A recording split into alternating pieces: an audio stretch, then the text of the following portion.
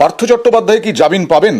পার্থ চট্টোপাধ্যায়ের জামিন নিয়ে গত কয়েকদিন আগেই দেখিয়েছিলাম দুই বিচারপতির ভিন্ন মত, আর তাই এবার বেঞ্চ গঠন হলো পার্থ চট্টোপাধ্যায়ের জামিন নিয়ে। কথা বলবো প্রতিনিধি অর্ণবের সঙ্গে।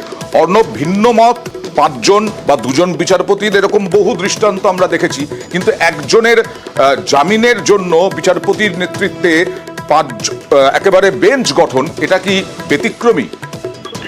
দেখো, ব্যতিক্রমী না, কলকাতা হাইকোর্টের ইতিহাসে নজির রয়েছে। যেমন পোস্তা উড়ালপুল ভাঙার ক্ষেত্রেও জাস্টিস এস ফার্নান্ডের মধ্যে বিচারপতি অসীম কুমারের মতভেদ হয়েছিল।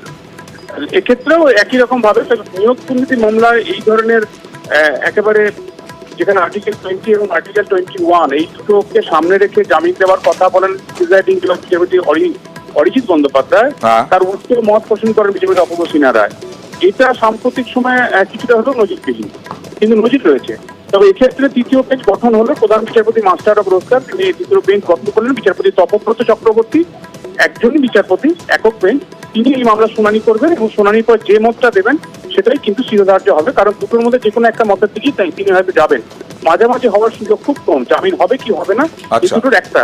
কাজে এই তৃতীয় বেঞ্চে এই মুহূর্তে পার্থ চট্টোপাধ্যায় জামিন ভাগ্য নির্ভর করছে নিয়োগ দুর্নীতির এসএসসি মামলায়। বেশ।